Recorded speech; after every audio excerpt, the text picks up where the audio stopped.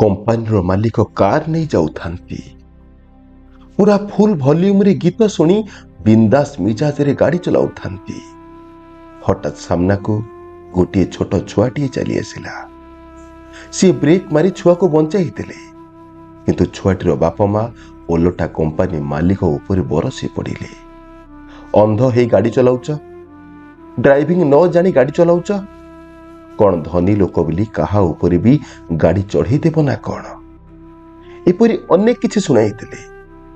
Company मालिक जेते बुझेइले मध्य सेही बाप माँ किछि न बुझी बास गाड़ी करुथांती। कंपानी मालिक जेबे रास्ता कड़ को चाहिला जानी पारिला कि छुआटी तो ता रास्ता रे ठीक चली थिला, बट गीत सुनारे से एते विभर हो जाइथिला कि केते बेले मेन रोड छाड़ी से साइड चला बुला बाटरे कार चलाउथिला एहा तांको आभास भी नथिला। सेठारे अधिक लोक जमा हेबारु शेषरे सी भूल मागी सेठारु बाहरी आसिले। मुंड भितरे सेही कथा गुड़िक बारंबार चली थाए। सेही गरीब लोकंकर केते साहस, सेमाने मो भली बड़ लोकंकु एभली भाषा सह गाली गुलस करूछंती। एबे तांकर राग संपूर्ण मुंड उपरे चढ़ी जाई थाए। एपरी जीवा बाटरे तांकर कंपानी पड़िला।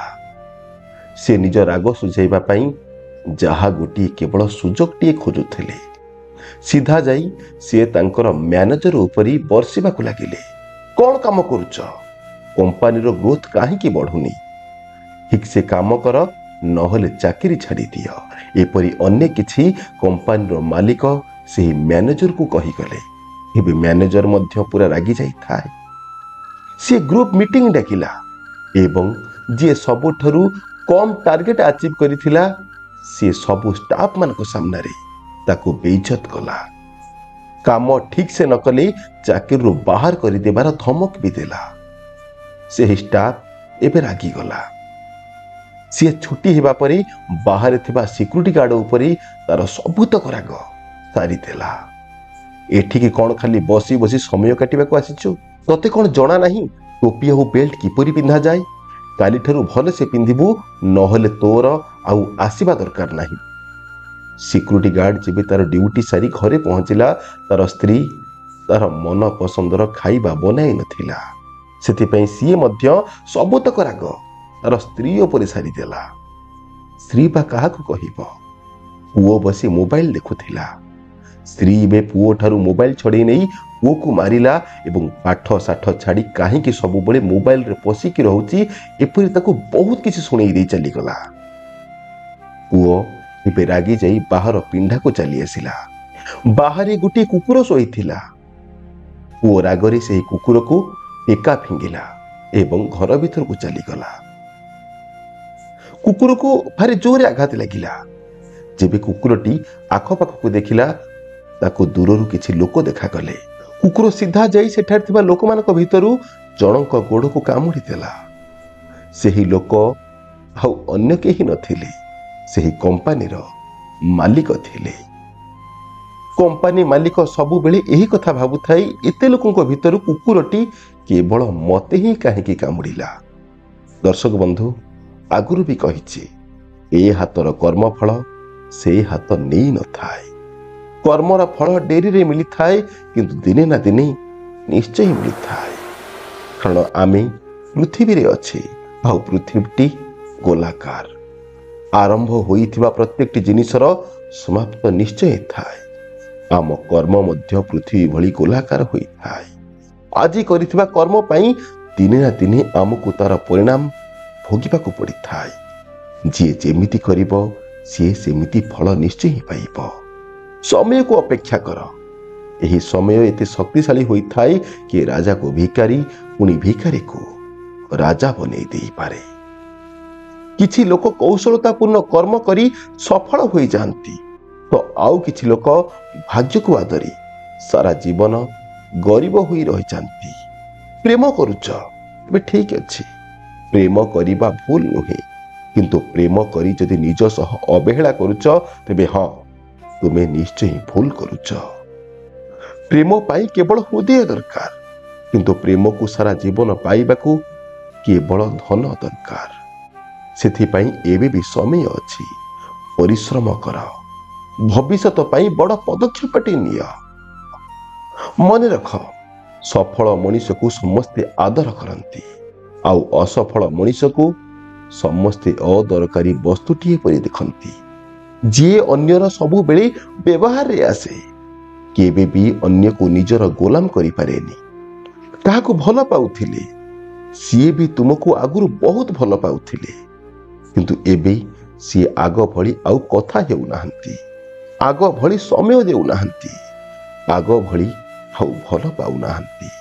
ତେବେ ଏଥିରେ ତାଙ୍କର କିଛି ଭୁଲ ନାହିଁ, ସବୁ ଭୁଲ ତୁମର। ତୁମେ କେବେ ବି ନିଜକୁ ଭଲ ପାଇଲ ନାହିଁ, କେବେ ବି ନିଜକୁ ଜରୁରୀ ଭାବିଲ ନାହିଁ। ସବୁତକ ସମୟ ଆଉ ମୂଲ୍ୟ ତାକୁ ଦେଇଦେଲ। ଯାହା ଘଟିଗଲା ବାସ୍ ଘଟିଗଲା, ତାକୁ ବଦଳେଇ ହେବ ନାହିଁ। କିନ୍ତୁ ବର୍ତ୍ତମାନ ଏବେ ବି ତୁମ ହାତରେ ଅଛି। ଯେଉଁ ସ୍ୱପ୍ନ କେବେ ଦେଖିଥିଲ, ଆଉ ଯଦି ସ୍ୱପ୍ନ ନ ଦେଖିଥିଲ, ତେବେ ଏବେ ହିଁ ଦେଖିବା ଆରମ୍ଭ କରିଦିଅ, ଆଉ ତାକୁ ସତ କରିପାରେ, ନିଜକୁ ଯୋଗ୍ୟ କରିପାରେ, ନିଜକୁ ସମର୍ଥ କରିପାରେ ଏବେଠାରୁ ହିଁ ଲାଗିଯାଅ। ସିଏ ତୁମକୁ ଇଗ୍ନୋର କରୁଛି, ଏବେ ତୁମେ ତାକୁ ଇଗ୍ନୋର କରିବା ଆରମ୍ଭ କରିଦିଅ। ଇଗ୍ନୋର କରିବାର ଅର୍ଥ ତାଙ୍କଠାରୁ ସମ୍ପୂର୍ଣ୍ଣ ସାଇଡ୍ ହେଇଯିବା ନୁହେଁ, ବରଂ ଏବେ ତାଙ୍କଠାରୁ ଅଧିକ ନିଜକୁ ଗୁରୁତ୍ୱ ଦିଅନ୍ତୁ, ନିଜକୁ ଦିନକୁ ଦିନ ଅଧିକ ଯୋଗ୍ୟ କରନ୍ତୁ।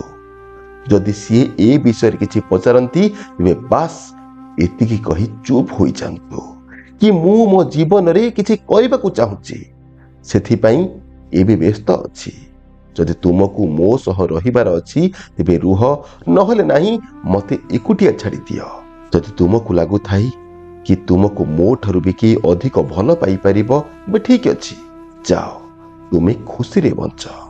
ଦେଖିବ, ଯଦି ତା ମନରେ ତୁମ ପାଇଁ ଟିକିଏ ବି ଦୁର୍ବଳତା ଥାଏ, ସିଏ ପାଗଳ ଭଳି ତୁମକୁ ପ୍ରେମର ଭିକ ମାଗିବ। କିନ୍ତୁ ଏସବୁ ଯଦି ତୁମେ ଏମିତି ଖାଲି ଖାଲି କହିଦେବ, ତାକୁ ବାସ୍ ଫାଙ୍କା ଡାଇଲଗ ଭଳି ଲାଗିବ।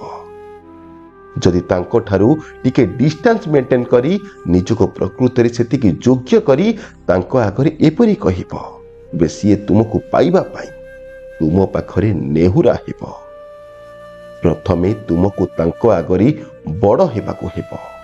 ମନେ ରଖ, କିଛି ବଡ଼ କରିବାକୁ ଚାହୁଁଥିଲେ, କିଛି ଉଚ୍ଚ ପାଇବାକୁ ଚାହୁଁଥିଲେ, ଅପେକ୍ଷା ନ କରି ଆଗକୁ ବଢ଼ିବା ଶିଖ। ଆରମ୍ଭ କରିବା ପାଇଁ ମହାନ ହେବାର ଆବଶ୍ୟକତା ନାହିଁ, କିନ୍ତୁ ମହାନ ହେବା ପାଇଁ ଆରମ୍ଭ କରିବା ନିଶ୍ଚୟ ଆବଶ୍ୟକ। ଏବେଠାରୁ ସମୟର ସଠିକ୍ ମୂଲ୍ୟକୁ ବୁଝିଯାଅ ଏବଂ ପ୍ରତ୍ୟେକ ଦିନ ନିଜକୁ ଜୋଶରେ ଭରିଦିଅ। ମନେ ରଖ, ଆଜିର ସମୟ କାଲିକି ଫେରିବ ନାହିଁ। ଯାହା ଆଜି ନ ହୋଇପାରିଲା, ତାହା କାଲି ମଧ୍ୟ ହୋଇପାରିବ ନାହିଁ। କରିନଥିଲେ ଏବେ ହିଁ ସବସ୍କ୍ରାଇବ୍ କରିନିଅନ୍ତୁ। ଲାଇକ୍, କମେଣ୍ଟ, ସେୟାର ନିଶ୍ଚୟ କରନ୍ତୁ। ଦର୍ଶକ ବନ୍ଧୁ, ଆଜି ପାଇଁ ଏତିକି। ପୁଣି ଦେଖା ହେବ କିଛି ନୂଆ ବିଚାର ଏବଂ କିଛି ନୂଆ ବାର୍ତ୍ତାକୁ ନେଇ। ସେ ପର୍ଯ୍ୟନ୍ତ ଭଲରେ ରୁହନ୍ତୁ, ନିଜର ଯତ୍ନ ନିଅନ୍ତୁ। ଜୟ ଜଗନ୍ନାଥ, ଜୟ ଶ୍ରୀକୃଷ୍ଣ। ଧନ୍ୟବାଦ।